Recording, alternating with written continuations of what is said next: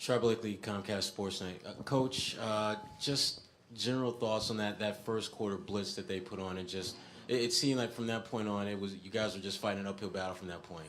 Yeah, and I thought you never want this to happen, but I felt like that zapped us on the other end a little bit,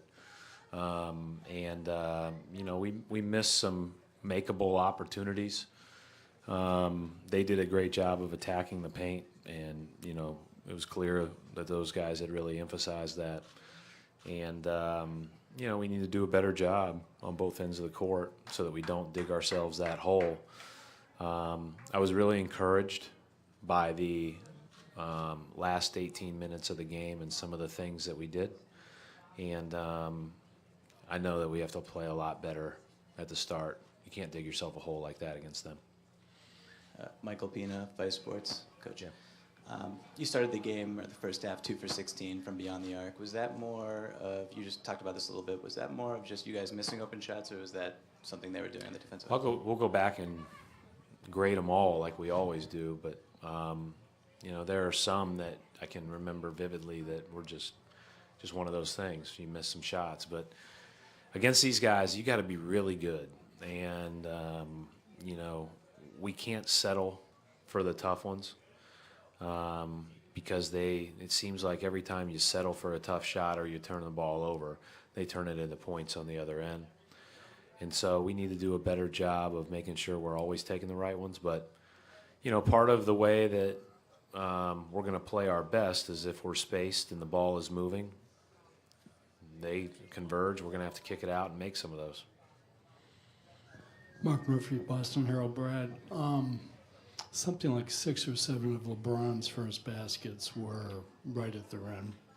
He made it clear. It was very clear that he was trying to get to the rim on us, no matter who was on him. Is that something you guys have to change in the way you cover that, or? Yeah, I think we'll have to adjust a little bit. Now, there are certain. He's a pretty physical guy. He's got some physical advantages on people, but we need to do a better job in a lot of ways.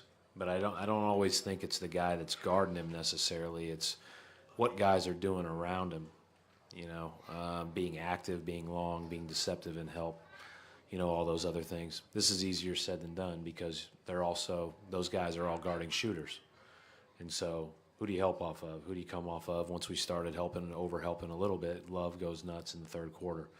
So this is the predicament they put you in. Celtics.com.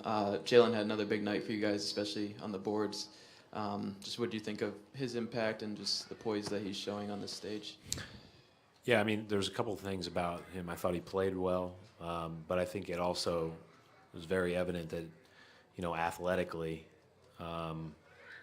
he is, he's a special athlete, and he can do things that other guys can't do, and whether it's offensive rebounding or getting to the basket or whatever the case may be, we need some of those things. So I would expect him to continue to play a large role for us in this series.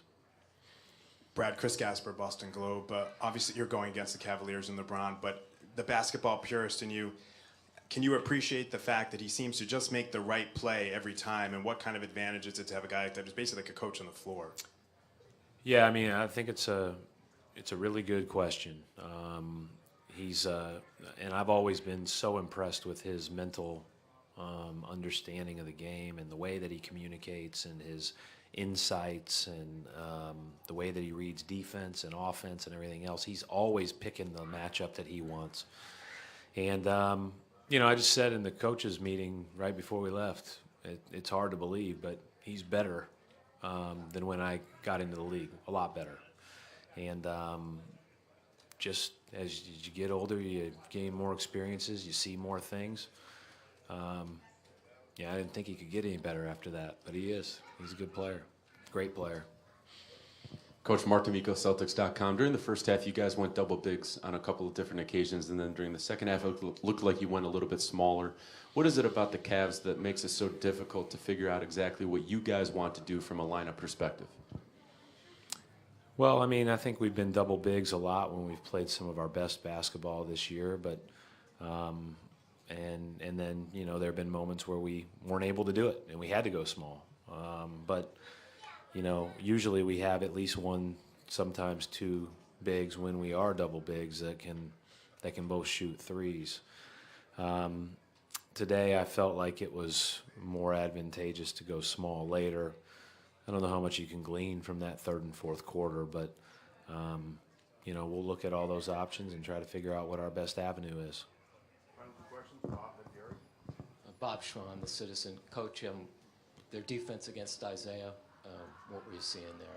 Yeah, I mean, it's what you saw on film coming in. You're going to get trapped. The blitz is going to come. I thought we were way better in the third and fourth quarter at playing with spacing around him and getting out of the play immediately, and then the ball started really spraying around. The problem in the third quarter was we just didn't get any stops for 6 minutes. We had hit the three going into halftime, and so whatever momentum you can have when you're down 22, at least you feel like, okay, it's not, now if you score early, maybe you can make it interesting, but we just didn't get any stops, but we were scoring. So the spacing was better. The way we were playing together was better. I thought the attack was better. So we got to get rid of the ball quickly and play versus the blitz after the ball's passed. Brad, Gary Washburn, Boston Globe. How do you try to physically defend LeBron and Kevin Love?